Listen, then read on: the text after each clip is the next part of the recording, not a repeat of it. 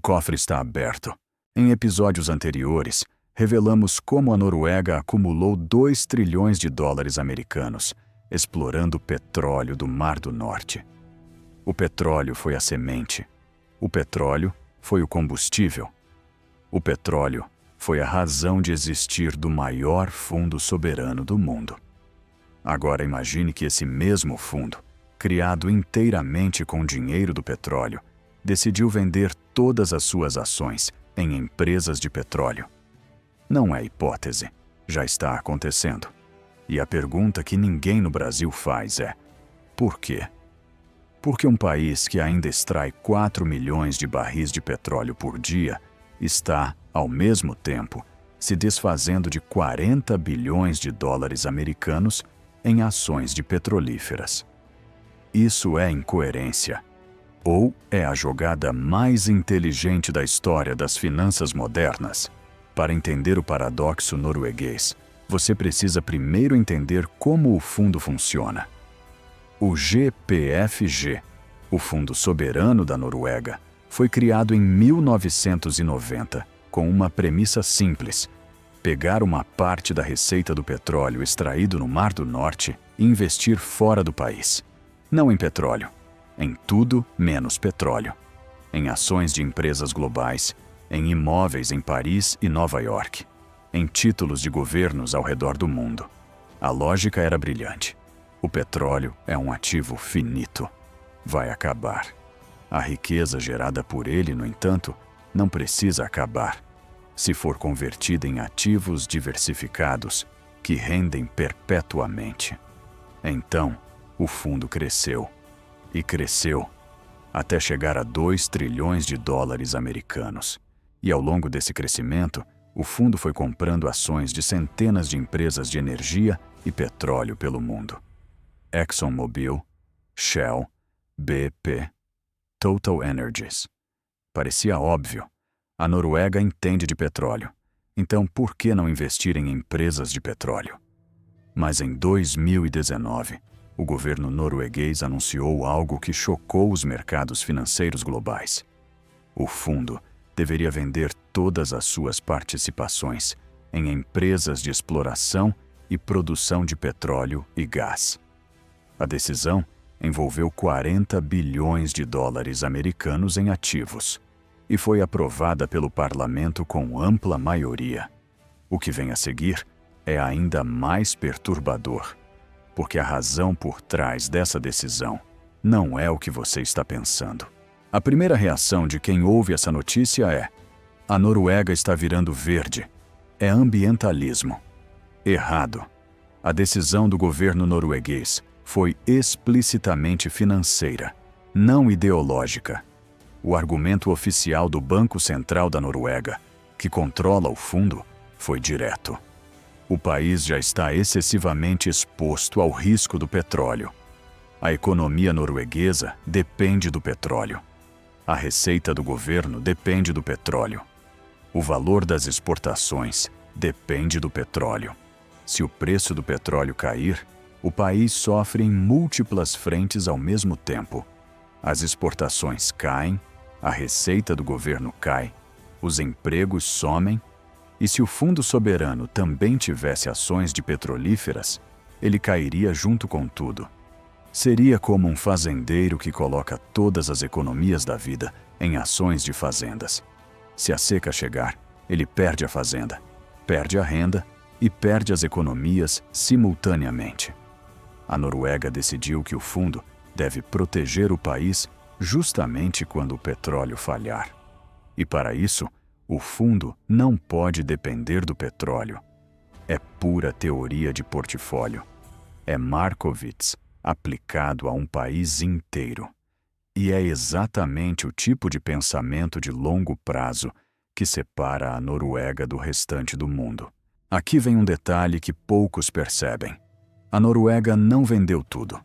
O fundo eliminou apenas as empresas especializadas em exploração e produção, as que ganham dinheiro encontrando e extraindo petróleo do chão. ExxonMobil foi vendida. Hess foi vendida. Pioneer Natural Resources foi vendida.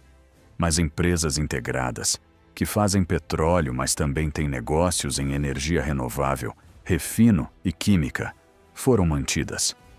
Shell permanece no portfólio. BP permanece. Total Energies permanece. A lógica? As empresas integradas já estão em transição energética. Elas têm braços em energia solar, eólica e hidrogênio. Vendê-las seria apostar que elas não sobreviverão à mudança. O fundo não acredita nisso. Isso revela uma sofisticação analítica rara. A Noruega não está fugindo do setor de energia. Está reposicionando o portfólio para a energia do futuro, dentro do setor de energia do presente. E enquanto faz isso, o país continua extraindo 4 milhões de barris de petróleo por dia e depositando parte dessa receita no fundo, que usa esse dinheiro para comprar ações de energias renováveis. O petróleo do passado financiando o portfólio do futuro.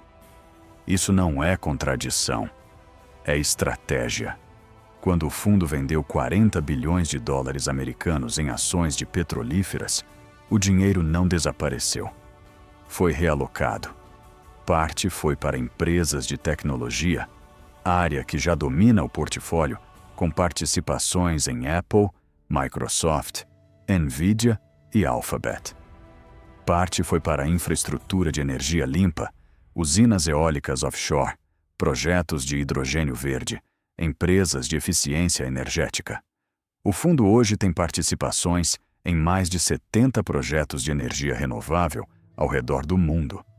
Parques eólicos na Alemanha, no Reino Unido e nos Estados Unidos, além de painéis solares na Espanha e no Japão.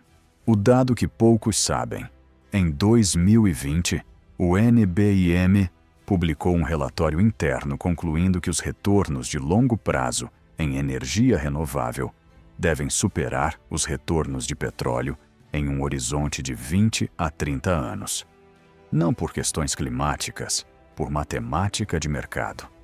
Os custos de produção de energia solar e eólica caem consistentemente a cada ano.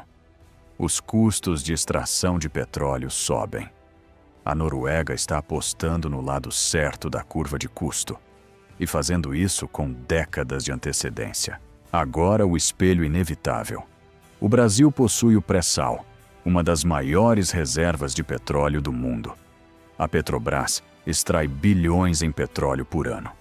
E a maior parte dessa riqueza vai para o governo federal, para estados, para municípios e é gasta no mesmo ano em que entra.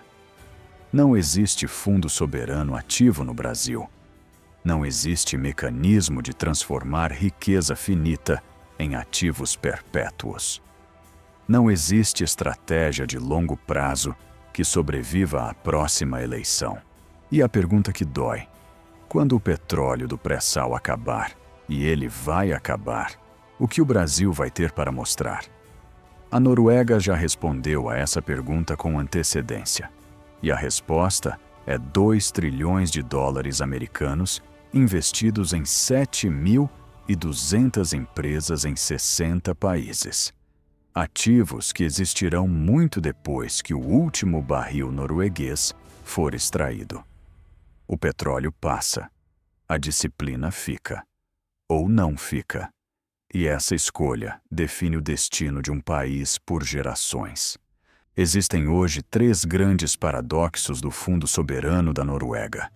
O primeiro: um país frio e pequeno, com 5 milhões de pessoas, acumulou 2 trilhões de dólares americanos, sendo dono de 1,5% de todas as empresas do mundo. O segundo, revelado em episódios anteriores: esse fundo bane mais de 180 empresas por razões éticas, mas ainda assim gera 247 bilhões de dólares americanos de lucro em um único ano. E o terceiro, revelado hoje: o fundo criado com petróleo está ativamente se desfazendo do petróleo, não por ideologia, mas porque é isso que a matemática manda. 3 paradoxos. Uma lição. A Noruega joga xadrez enquanto o resto do mundo joga dama. Se você chegou até aqui, guardião do cofre, você agora entende algo que contradiz tudo o que parece óbvio: que o maior produtor de petróleo per capita da Europa está construindo ativamente um futuro sem petróleo, com o dinheiro do próprio petróleo. Compartilhe esse episódio. Inscreva-se no canal. Ative o sino. E não perca o que vem a seguir, porque o próximo episódio vai revelar algo sobre o tamanho real desse fundo que vai mudar a forma como você enxerga o dinheiro. O Fundo Soberano da Noruega tem hoje mais de 1,5% de todas as ações do mundo. Mas o que isso significa na prática? Significa que toda vez que você compra um iPhone, vai a um shopping center, assiste a um filme da Netflix ou usa um produto da L'Oréal, parte do lucro dessas empresas vai, em alguma medida, para a Noruega. Como isso é possível? Isso fica para o próximo episódio. O cofre fecha aqui.